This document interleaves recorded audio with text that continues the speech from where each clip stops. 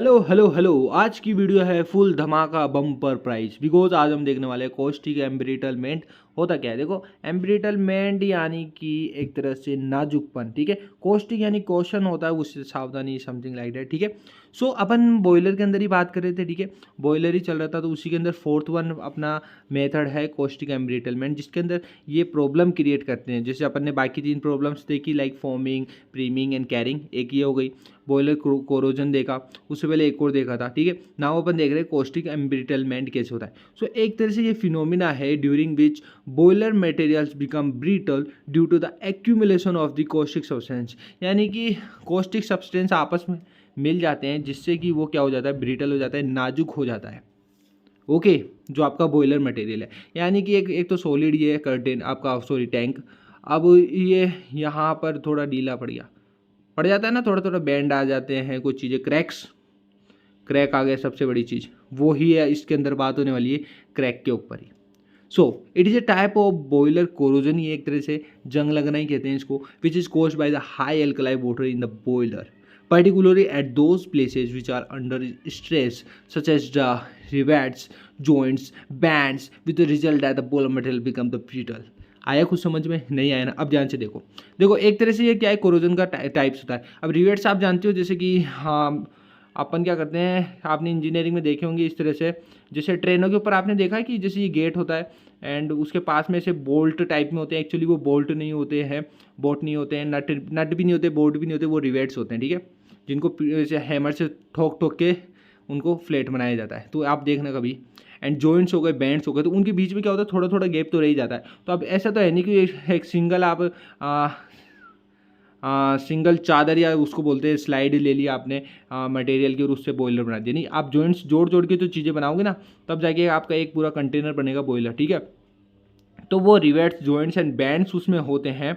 तो उसके अंदर क्या होता है कि पर्टिकुलर जब कॉस्टिक सब्सटेंस का एक्यूमुलेशन होता है तो वहाँ पे क्रैक्स आना निश्चित होता है, ब्रिटल्स हो जाते हैं, ठीक है, नाजुकपन आ जाता है समहाउ।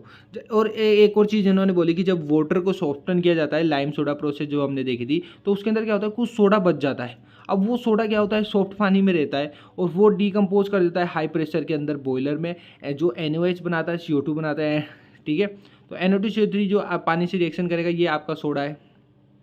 ये सोडा पानी से रिएक्शन करेगा तो NaOH बनाएगा एंड CO2 बनाएगा। और ये NaOH ही क्या कर रहा है, आपके कॉस्टिक यानी कि जो है, सावधानी, क्वेश्चन बना रहा है, ठीक है।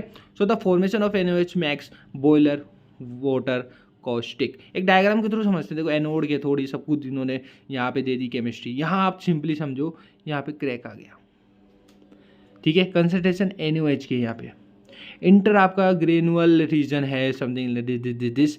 छोड़ो इसको, क्रैक समझ गए ना आप। यहाँ पे बस ये चीज़ समझ में, देखो रट्टा मत मारो, कभी भी चीज़ों को समझो, सबसे बढ़िया चीज़ है।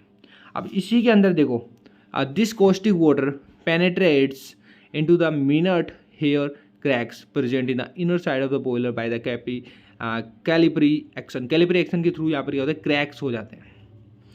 इन्हें एक चीज़ से और समझते हैं, लाइक देखो यहाँ पे आयरन के अंदर बैंड्स, जॉइंट रिवेट्स हो गए, प्लस में कंसनट्रेटेड NaOH सॉल्यूशन हो गया, ठीक है। तो एनोडिक एरिया हो गया ये, ठीक है। एंड डिल्यूएट NaOH सॉल्यूशन यहाँ पर आ गया, डिल्यूएट, ठीक है। And iron at plain surface.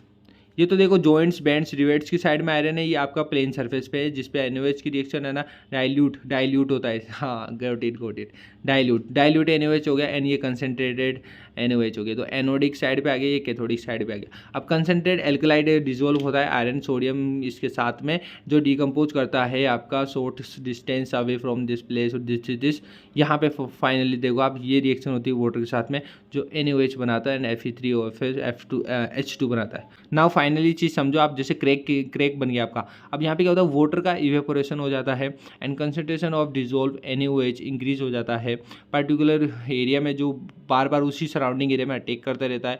And dissolve ion boiler आपका परफॉर्म होता है, जिसको सोडियम फेरेट बोलते हैं, जो रिएक्शन मैंने आपको जस्ट अभी दिखाई थी ये वाली।